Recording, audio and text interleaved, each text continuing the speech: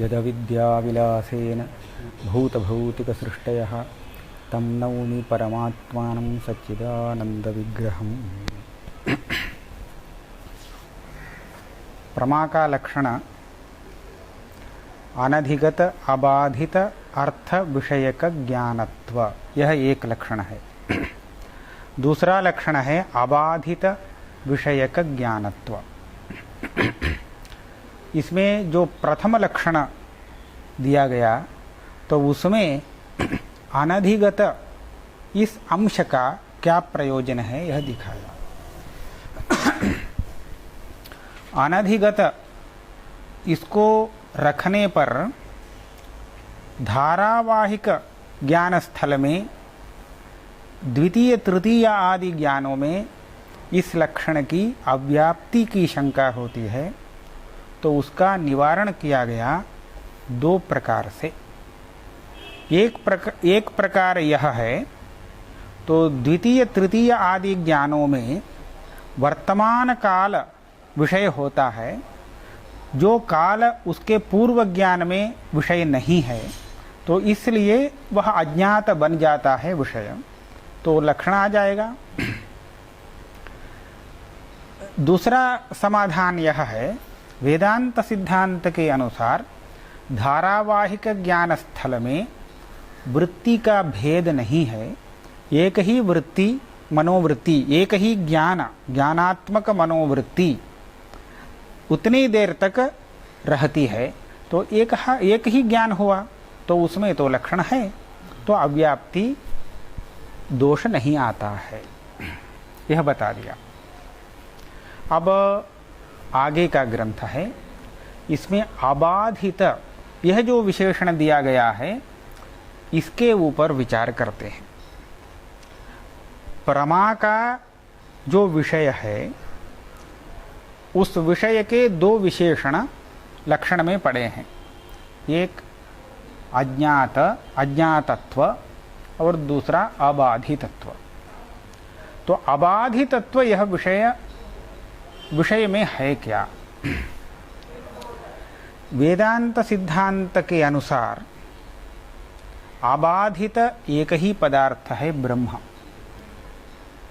अद्वैत मत में ब्रह्म एक ही कभी न बाधित होने वाला सत्य है, और बाकी जगत में रहने वाले पदार्थ सभी ब्रह्म ज्ञान से बाधित होने वाले हैं, यह शास्त्र का सिद्धांत है। तो इस स्थिति में आप घट ज्ञान पट ज्ञान इत्यादि जो ज्ञान प्रमा लक्षण के लक्ष्य के रूप में ले रहे हैं,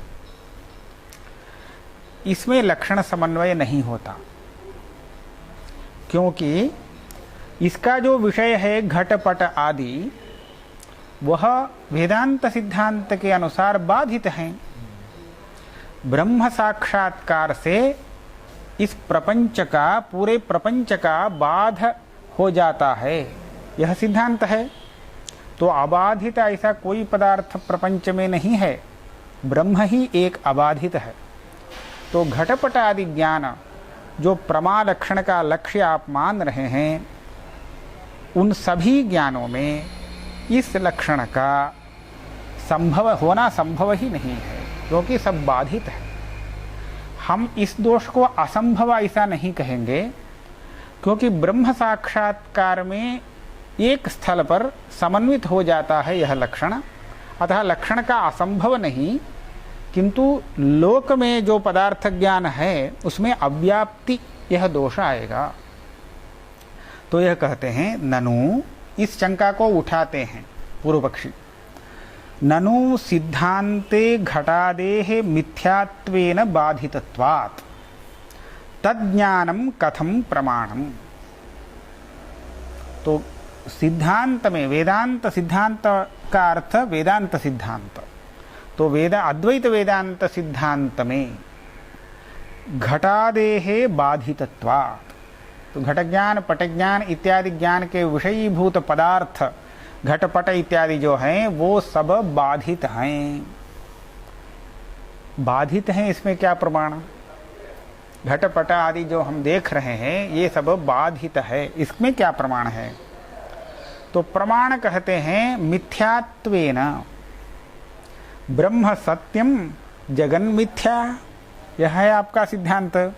ब्रह्म ही एक सत्य है और पूरा जगत मिथ्या है।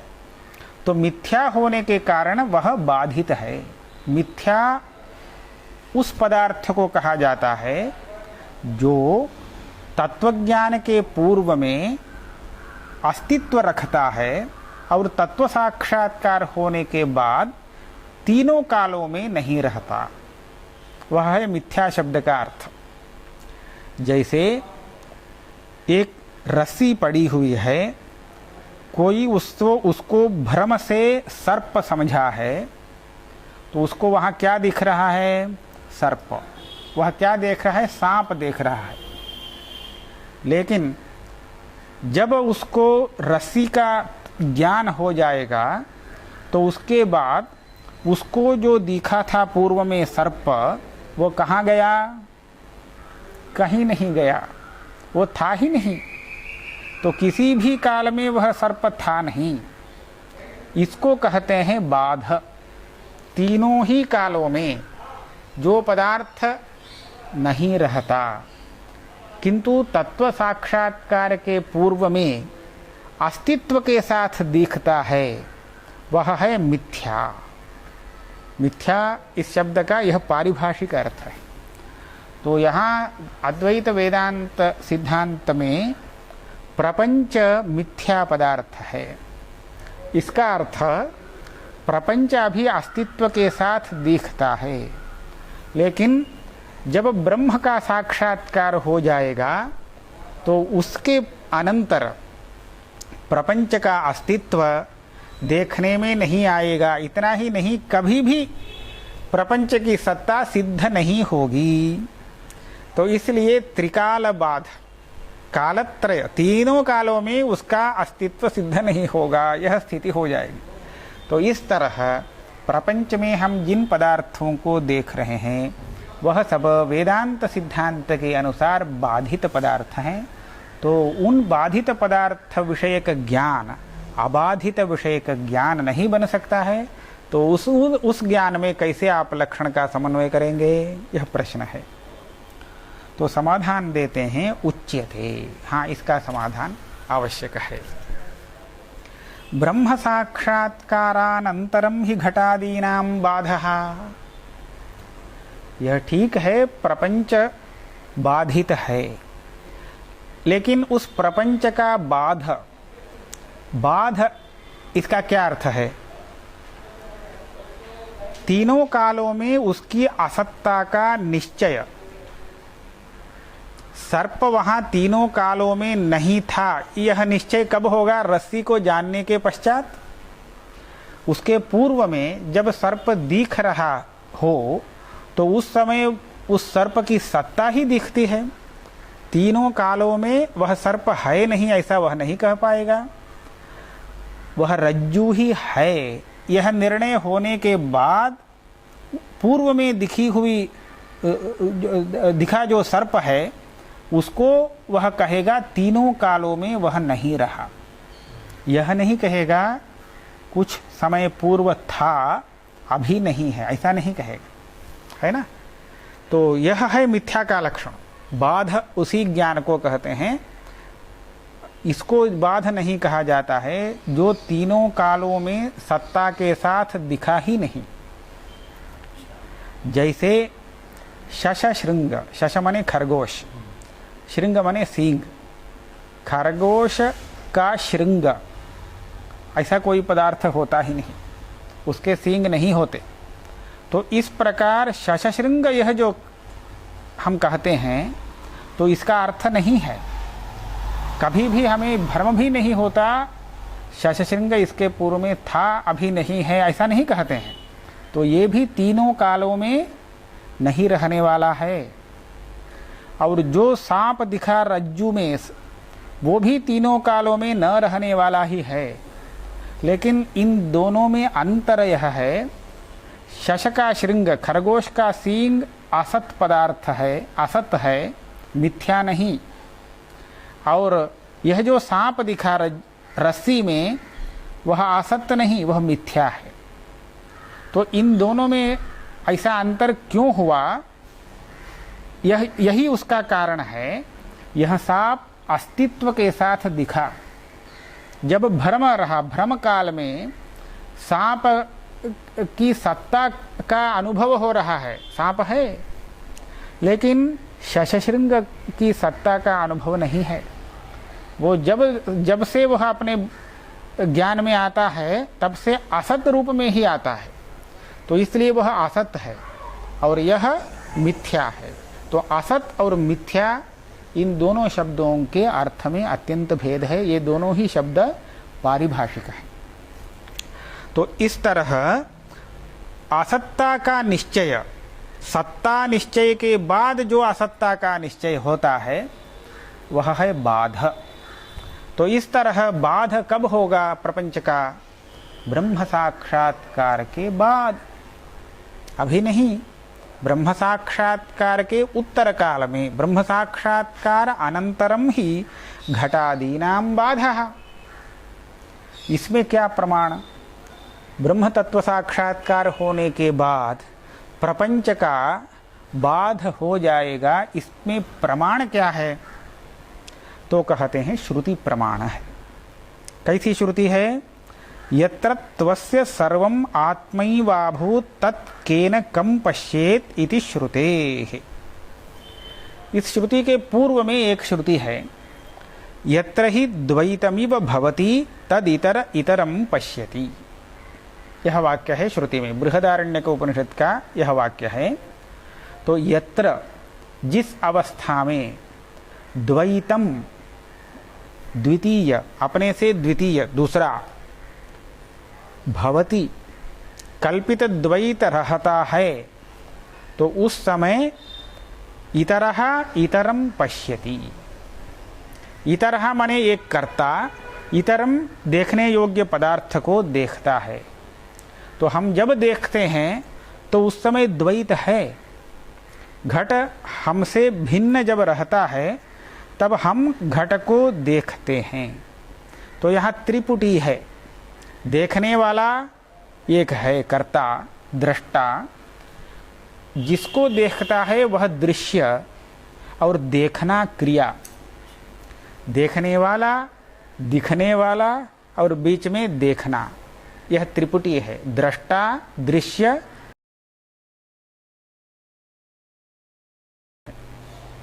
श्रोता, श्रव्य, विषय और श्रवण।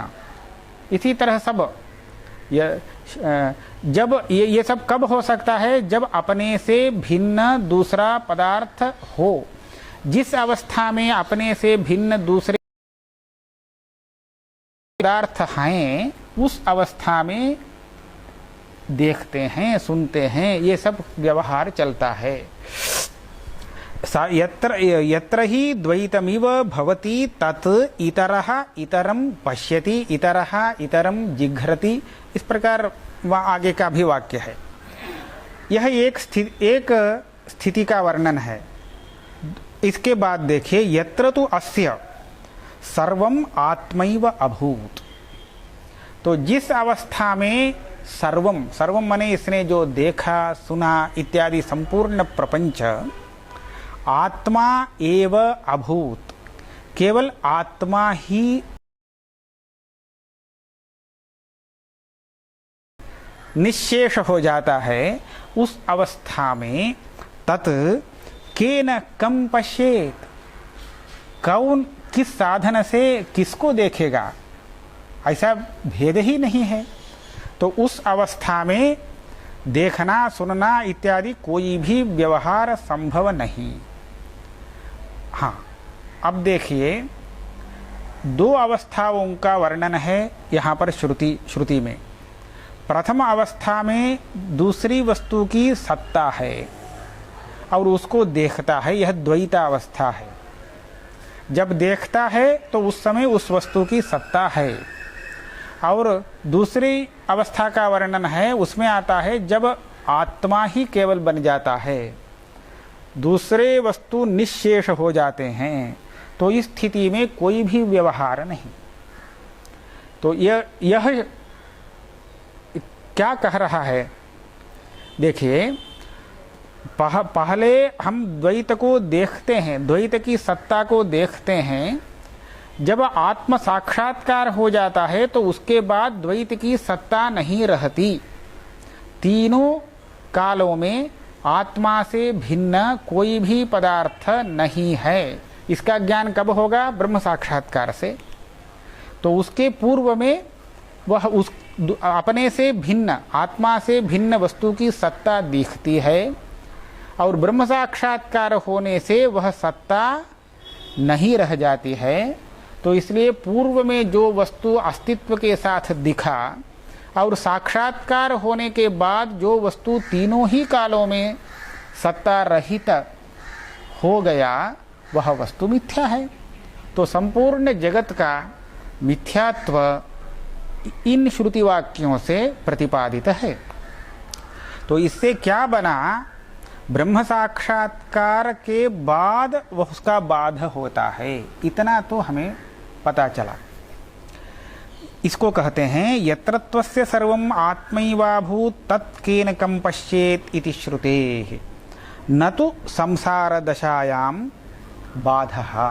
प्रपंचस्य संसार दशा उसको कहते हैं ब्रह्म साक्षात्कार पूर्व काल। ब्रह्म साक्षात्कार होने के पूर्व जो दशा है वह दशा संसार दशा है।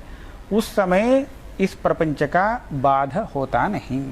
इसी को यत्र ही द्वैतमिव भवति तदितर इतरम पश्यति इति श्रुतेः, यह श्रुति इसी को दिखाती है। वहाँ द्वैतमिव इव शब्द का प्रयोग है। इससे द्वैत कल्पित है, वास्तव नहीं है, यह दिखता है। अच्छा, अब यह प्रश्न आया, हमने ऐसी शंका उठाई है घट ज्ञान में आपका लक्षण नहीं आता, प्रमा का लक्षण। यही ना प्रश्न हुआ था, क्यों घट ज्ञान में नहीं आया? क्योंकि इस घट का ब्रह्म साक्षात्कार से बाध हो जाएगा। ब्रह्म साक्षात्कार से बाधित है यह घट, अतः अबाधित न होने से घट ज्ञान में लक्षण नहीं आया, ऐसा प्रश्न उठाया। तो इसका उत्तर कैसे, किस तरह का उत्तर होना चाहिए? हाँ, इसमें अबाधितत्व है। यह घट ब्रह्म साक्षात्कार के पूर्व में अबाधित है।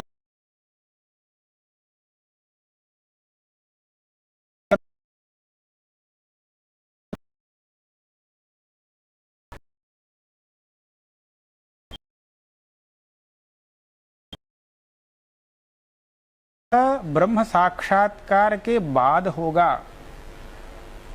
अब घट का बाध ब्रह्म साक्षात्कार के बाद में हो अथवा पूर्व में,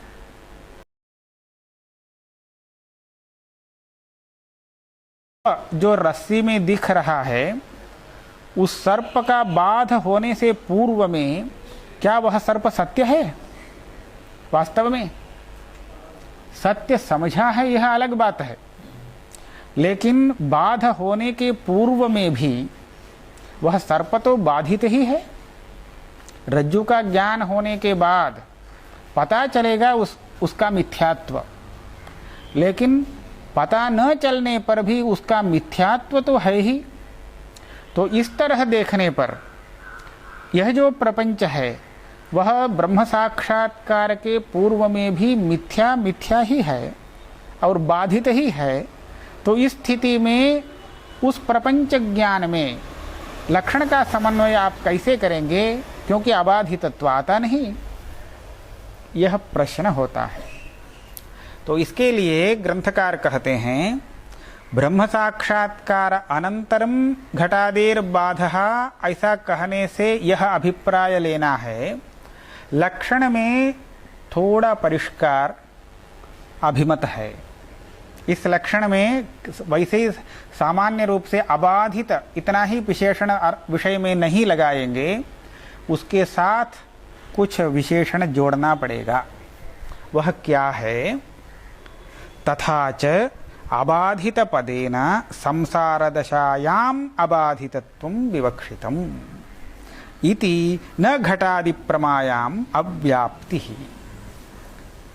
अबाधित केवल इतना नहीं, संसार दशायाम अबाधितम, यही अर्थ विवक्षित है।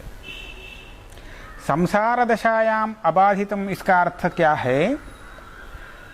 ब्रह्म साक्षात्कार के पूर्व में जिसका बाधक ज्ञान उत्पन्न न हो, वह विषय संसार दशा में अबाधित, ऐसा कहा जाता है। अब इससे रज्जु में जो सर्प का भान हुआ, उस सर्प भान का बाध ब्रह्म साक्षात्कार से होता है, ऐसा नहीं। ब्रह्म साक्षात्कार के पूर्व में ही वह रस्सी है, इसका ज्ञान होने के पश्चात तुरंत हो जाता है। तो ब्रह्म साक्षात्कार होने से पूर्व में ही वह बाधित है, उस सर्प का बाध हो जाता है, तो इसलिए उसको बाधित कहेंगे, अबाधित नहीं। इसी कारण उस सर्प का जो ज्ञान है उसमें यह लक्षण नहीं जाएगा, वह प्रमा नहीं है, वह तो भ्रम है।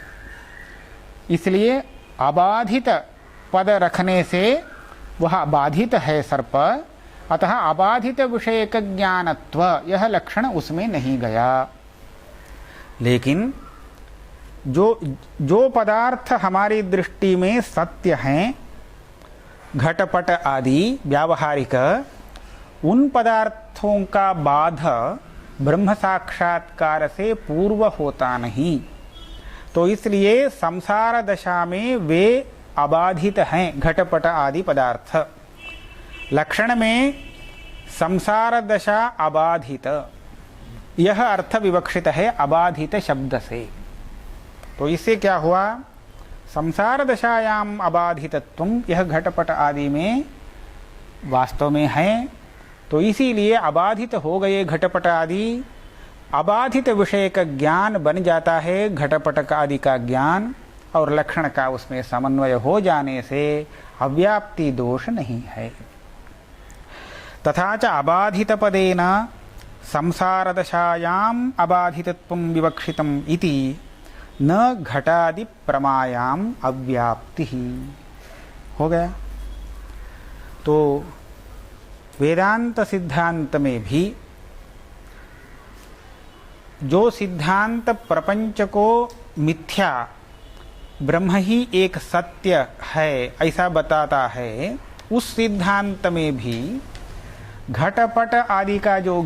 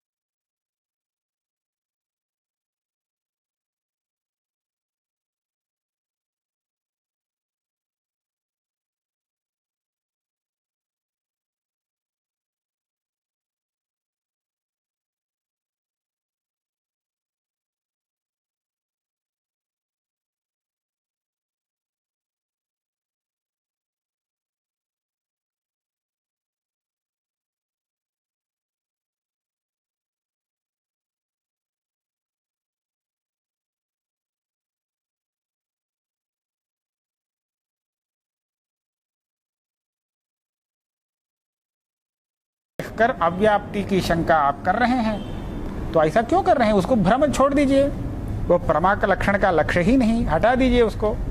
केवल ब्रह्म ज्ञान ही हमारे लिए लक्ष्य है, प्रमा लक्षण का ऐसा क्यों नहीं कहते? ऐसा प्रश्न आ सकता है। तो इसके लिए कहते हैं लोक व्यवहार में जिस ज्ञान को प्रमा के रूप में लिया गया है, प्रमाण ज्ञान के रूप में लिया गया है, उसको अप्रमा भ्रम के रूप में वेदांत सिद्धांत भी नहीं कहता। तो वो भी प्रमा लक्षण का लक्ष्य ही है। तो इसके लिए एक प्रमाण कहते हैं, श्लोक का उदाहरण देते हैं, तदुक्तम देहात्म प्रत्ययो यद्वत् प्रमाणत्वेन कल्पितः लौकिकं तद्वदेवेदं प्रमाणं तु आत्मनिश्चयात्। प्रमाणं त्वात्मनिश्चयात् है, वहाँ आत्मनिश्चयात् ऐसा पदच्छेद है। देहात्म प्रत्यय, देह को आत्मा समझना, यह देहात्म प्रत्यय है। इसका आकार ऐसा नहीं होगा देह आत्मा है, ऐसा नहीं। फिर इस ज्ञान का आकार ऐसा होगा, देहात्म ज्ञान का आकार, मैं मनुष्य हूं। हम लोग मनुष्य हैं ना, हाँ? तो हम सभी मनुष्य हैं। यहाँ मनुष्य, मैं मनुष्य, दो शब्दों का उच्चारण हो रहा है। तो मैं वास्तव में मनुष्य नहीं, आत्मा हूं। और मनुष्य क्या है? मनुष्य का शरीर है मनुष्य। शरीर यह जो है उसमें मनुष्यत्व है, और आत्मा में मनुष्यत्व नहीं है। आगे यही आत्मा अग्रिम जन्म में भी मनुष्य का ही जन्म लेगा, ऐसा कोई नियम नहीं। दूसरा भी जन्म ले सकता है। जो भी जन्म ले तो उस जन्म वह जन्म शरीर का है, वह जाति शरीर से संबंधित होगी, आत्मा से संबंधित नहीं। ऐसा होने पर भी देह और आत्मा के विवेक न होने से जो भ्रम हुआ है, तादात्म्य भ्रम, इसके कारण हम अपने को मनुष्य मानते हैं। तो शास्त्र दृष्टि से इसका विवेचन करने पर मैं मनुष्य हूं, यह जो ज्ञान है, यह ज्ञान यथार्थ नहीं है। क्योंकि मनुष्य शरीर है, आत्मा उससे अलग है। आत्मा मनुष्य नहीं, जो मनुष्य है वह आत्मा नहीं। यह स्थिति है। किंतु इस लोक व्यवहार में अहम मनुष्य इस ज्ञान को प्रमाण मानते हैं। लोक में आपको यही कहना पड़ेगा, मैं मनुष्य हूं, मैं मनुष्य नहीं हूं, हम मनुष्य नहीं हैं, ऐसा कहने पर लोग पागल समझेंगे, है ना? तो लोक की दृष्टि में यह है प्रमाण, इसको ठीक ज्ञान मानते हैं, यह भ्रम नहीं। शास्त्र की दृष्टि से भ्रम होने पर भी लोक मर्यादा के अनुसार व्यवहार दृष्टि से उसको हम प्रमा मानते हैं। तो देहात्म प्रत्ययो यद्वत् प्रमाणत्वेन कल्पितः, लोक व्यवहार में उसको प्रमाण के रूप में जानते हैं। तो उसी तरह लौकिकम तद्वदेवेदम, देहात्म प्रतीति से अलग यह घट है, यह क्या पट है इत्यादि जो ज्ञान है, वो ज्ञान भी व्यावहारिक दृष्टि से प्रमात्मक ज्ञान है। अतएव हमारा लक्षण, प्रमा का जो लक्षण है, उस लक्षण को उसमें भी समन्वित होना आवश्यक है। तो घटपट आदि का जो व्यावहारिक ज्ञान है, उसमें इस लक्षण को समन्वित करने के लिए लक्षण में जो अबाधित पद प्रविष्ट है, उसका अर्थ संसार काल में अबाध न होना, बाधित न होना, ऐसा अर्थ लेना चाहिए। ठीक हो गया ना? तो इस तरह वो प्रमा लक्षण का लक्ष्य है। उसमें अव्याप्ति की शंका हुई, अव्याप्ति शंका का हमने इस तरह वारण कर दिया। प्रमाणम तु आत्मनिश्चयात्, यहाँ आत्मनिश्चय इस शब्द से आत्म साक्षात्कार को लेना है। ब्रह्म साक्षात्कार, ब्रह्म साक्षात्कार पर्यंत, ये अवधि को दिखाने वाला शब्द है। तो ब्रह्म साक्षात्कार होने तक यह सब प्रमाण है। स्वप्न में हम अनेक व्यवहार करते हैं, अनेक वस्तुओं को देखते हैं। जो देखते हैं वो सब वास्तव में वैसे ही रहते हैं, ऐसी बात नहीं। गलत भी प्रायः गलत होते हैं, भ्रम ही है स्वप्न। लेकिन स्वप्नावस्था में रहकर हम उसको गलत नहीं कह सकते हैं। हमने जो देखा वो स्वप्नावस्था में तो प्रमाण रूप में ही देखा है, लेकिन उसको भ्रम ऐसा कब हम सिद्ध करेंगे? स्वप्न से बाहर आने के बाद, जब हम उद्बुद्ध होकर जागरित अवस्था में आ जाएंगे, तब हमें पता चलेगा स्वप्न में जो देखा था वह केवल भ्रम है। स्वप्न में हमने देवदत्त को देखा, देवदत्त के साथ बातचीत हुई, किसी एक विषय पर ऐसा करने का निर्णय लिया। उठने के बाद उस देवदत्त को पूछता है, हमने आप ऐसे ही पहले निर्णय किया था, आपने हमको देख करके ऐसा कहा था। तो वो क्या कहेगा? नहीं, ऐसा हुआ ही नहीं, ऐसा कहेगा। क्यों? तब पता चलेगा वह स्वप्न था। तो स्वप्न में जो देखा वह वास्तव नहीं है, लेकिन स्वप्न अवस्था में तो उसको हम वास्तव मान करके ही चलते हैं। तो इसी तरह व्यवहार दशा में व्यावहारिक प्रमाण को वेदांत सिद्धांत भी स्वीकार करता है, और परमार्थ दृष्टि में इस प्रमाण को वह भ्रम कह देता है। अध्यास इस शब्द से उसको कहते हैं। तो आत्मनिश्चया ब्रह्म साक्षात्कार पर्यंतम इत्यर्थ। ब्रह्म साक्षात्कार पर्यंत इसका प्रमाणत्व सुस्थिर रहता है। लौकिकम इति घटादि ज्ञानम इत्यर्थः। इस श्लोक में लौकिकम तद्वदेव प्रमाणम ऐसा कहा है। तो लौकिकम इस शब्द से क्या लेना है? घटपट इत्यादि ज्ञान।